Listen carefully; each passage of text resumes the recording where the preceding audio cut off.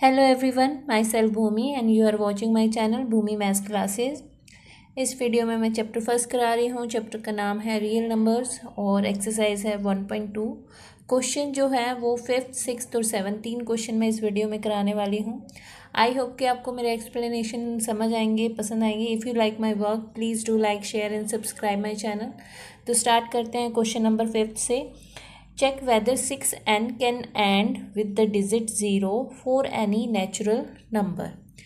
इन्होंने बोला है कि हमें 6n जो है वो चेक करना है कि अगर n की जगह हम कोई भी वैल्यू रखें, लाइक 1 2 3 4 5 6 कुछ भी वैल्यू रखें, तो वो सॉल्व करने पे जो डिजिट आने वाली है आफ्टर मल्टीप्लिकेशन वो ज़ीरो में होगी या नहीं होगी। तो इसके लिए सबसे पहले हमें पता है 6 को आप कितनी बार भी 6 से मल्टीप्लाई करो वो 6 ही आने वाला है। 6 6 36, 6 6 36। तो इस तरह से तो हमें पता है, लेकिन फिर भी हमें कोई रीज़न देना पड़ेगा। उसके लिए हम लिखते हैं if the number 6n for any n were to end with the digit 0। कहते हैं अगर 6n जो है अगर वो एंड होता है with digit 0, then it would be divisible by 5। अगर वो ज़ीरो से अगर उसको मल्टीप्लाई करने एन की कोई भी वैल्यू डालो और वो डिजिट ज़ीरो आ रहा है उसका लास्ट में, तो वो डिविजिबल बाय 5 होना चाहिए। ठीक है, that is the prime factorisation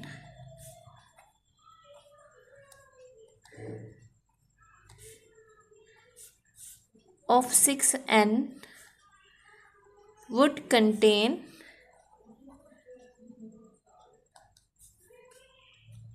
prime 5। That means कि जो 6 के जो फैक्टराइजेशन करेंगे, फैक्टर करेंगे हम प्राइम फैक्टराइजेशन, उसमें 5 होना चाहिए।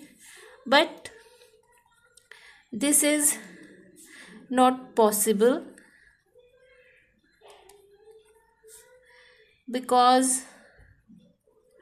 6n के अगर हम फैक्टर करते हैं तो 2 इंटू 3 होता है। 5 तो यहाँ पर आ नहीं रहा है। So the prime in the factorization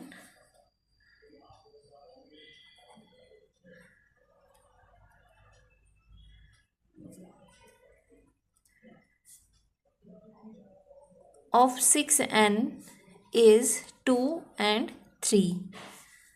तो there is no natural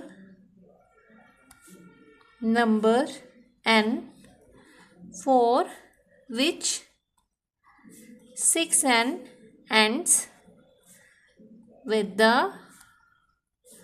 digit 0। तो इसमें सिर्फ हमने यही लिखा है जो 6n है, अगर वर टू एंड, अगर हम सपोज करते हैं if the number 6n for any n were to end with the digit 0, then it would be the divisible by 5। ये डिविजिबल बाय 5 होना चाहिए। अगर there is that is the prime factorization of 6n would contain 5, मतलब कि जब इसके factor करेंगे तो उसमें 5 होना चाहिए। लेकिन ये पॉसिबल नहीं है 6n में, क्योंकि इसके फैक्टराइजेशन जो है वो 2 और 3 है। So the prime in the factorization of 6n is 2 and 3। There is a no natural number for which 6n end with the digit 0। सिर्फ हमें यही रीज़न लिखना पड़ेगा कि अगर 6n जो है अगर वो डिजिट 0 से एंड होना चाहता है तो उसके लिए वो डिविजिबल बाय 5 होने चाहिए। उसके प्राइम फैक्टराइजेशन में जो है वो it should be contain prime 5। But this is not possible in 6n, क्योंकि इसके फैक्टराइजेशन में 2 और 3 है, 5 नहीं है, तो इसलिए ये पॉसिबल नहीं है। सिर्फ इसमें यही रीज़न हम लिखेंगे। अब इसका नेक्स्ट क्वेश्चन करते हैं हम। Explain why 7 into 11 into 13 plus 13 and 7 into 6 into 5 into 4 into 3 into 2 into 1 plus 5 are composite numbers।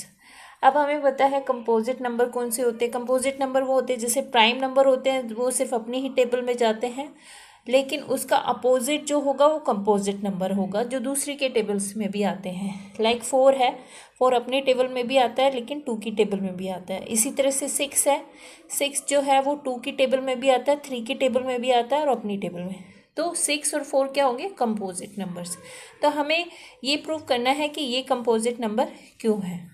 तो इसमें पहला अगर हम देखते हैं 7 इंटू 11 इंटू 13 प्लस 13, तो यहाँ पे हम 13 कॉमन ले सकते हैं, तो यहाँ पे बच जाता है हमारे पास, क्योंकि ये 13 हम कॉमन ले चुके हैं और यहाँ पर 13 कॉमन लिया है तो यहाँ 1 बचता है। तो इसको मल्टीप्लाई करने 78 प्लस 1, सॉरी ये 77 आएगा, प्लस 1 और ये 13, तो इनको ऐड करके 78 हो गया, इंटू में 13। अब हम 78 के फैक्टर करें, 2 3 ज़ा 6, 2 9 ज़ा 13 पे चला गया ये, तो इसके फैक्टर होते हैं 2 into 3 into 13 into 13। That means ये 2 की टेबल में भी आ रहा है, 3 की टेबल में भी आ रहा है, 13 की भी टेबल में आ रहा है। तो दैट मीन्स क्योंकि ये काफ़ी सारे नंबर्स के बीच में ये जो नंबर होगा पूरा वो कई सारे नंबर्स के बीच में आ रहा है, तो hence it is a composite number. ठीक है, यही रीज़न हमें देना है, क्योंकि ये जो है इसके फैक्टर करने के बाद ये 2 की टेबल में भी आ रहा है, 3 की टेबल में। ये प्राइम नंबर नहीं है, क्योंकि प्राइम नंबर जो होता है वो सिर्फ अपनी ही टेबल में आता है। तो इस तरह से ये पूरा कंपोजिट नंबर। अब इसका सेकेंड पार्ट देखते हैं। 7 into 6 into 5 into 4 into 3 into 2 into 1 plus 5। यहाँ पे भी ये 5 है, ये 5 है, कॉमन हो जाएगा। 7 into 6 into 4 into 3 into 2 into 1 plus 1, और यहाँ पे हम 5 कॉमन ले लेते हैं। अब यहाँ पे करते हैं 2 3 ज़ा 6, 6 4 ज़ा 24 एंड 7 6 ज़ा 42, 24 एंड 42 प्लस ये आ जाता है। अब इसको मल्टीप्लाई करेंगे तो हम क्या आता है, 42 और 24 को 1008 प्लस 1 इंटू में 5 ये आता है। अब इसको ऐड करेंगे तो आ जाएगा हमारे पास इंटू में 5। अब ये देखते हैं, क्योंकि ये वाला जो नंबर है 1009, अब इनको मल्टीप्लाई करने के बाद हमारे पास ये आ जाता है। अब ये कंपोजिट नंबर क्यों है? क्योंकि इसके 2 फैक्टर हैं, ये अपने अब टेबल में भी जा रहा है और इन दोनों से भी डिवाइड हो रहा है, तो इसलिए hence it is a composite number. हमें पता है कंपोजिट नंबर कौन से होते हैं, जो अपने अलावा दूसरी टेबल्स पे भी आते हैं। तो जो ये नंबर निकला है वो इससे भी डिवाइड होगा, इससे भी डिवाइड होगा और अपने आप से तो होगा ही, तो hence it is a composite number. अब इसका नेक्स्ट पार्ट देखते हैं, next question. There is circular path around a sports field. Sonia takes 18 minutes to drive 1 round of the field, and while Ravi takes 12 minutes for the same. Suppose they both start at the same point and at the same time and go in the same direction. After how many minutes will they meet again at the starting point? तो इस तरह के जो questions है उसमें हमें क्या करना होता है, सिंपली इनका एलसीएम निकालना होता है। तो इसमें इन्होंने क्या बोला है कि सोनिया और रवि जो है वो एक सर्कुलर पाथ होता है, एक स्पोर्ट्स फील्ड के चारों ओर सर्कुलर पाथ बना हुआ है लाइक दिस। ये अगर हम फील्ड मानते हैं तो यहाँ पर ये एक सर्कुलर पाथ है, तो यहाँ से वो दोनों एक साथ ही एक ही डायरेक्शन में स्टार्ट करते हैं जाना। ठीक है, जो सोनिया है उसे 18 मिनट लगता है ये कवर करने में और रवि को 12 मिनट्स लगता है। तो वो बोल रहे हैं कि हमें वो पॉइंट बताना है कि दोनों अगेन सेम पॉइंट पे कब मिलेंगे। After how many minutes will they meet again at the starting point. तो इसके लिए हमें क्या करना है, सोल्यूशन में हमें देखना है Sonia takes time 18 minutes and Ravi takes time 12 minutes.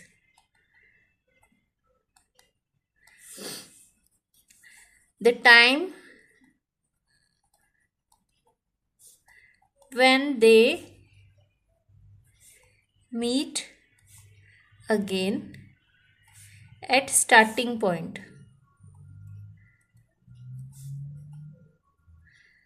तो इसके लिए हमें क्या करना है, दोनों का एलसीएम लेंगे।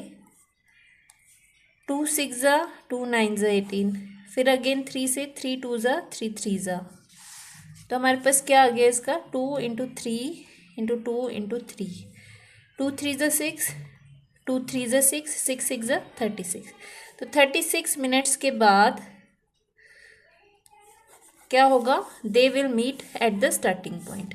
तो इस तरह के क्वेश्चन में सिर्फ हमें क्या करना होता है, इनके एलसीएम निकालने होते हैं और उसके बाद हमारे पास स्टार्टिंग पॉइंट जब वो दोनों अगेन मीट करेंगे वो आ जाएगा। यही हमारा आंसर है। आई होप कि आपको मेरे एक्सप्लेनेशन समझ आए होंगे। If you like my work please do like share and subscribe my channel. Thanks for watching.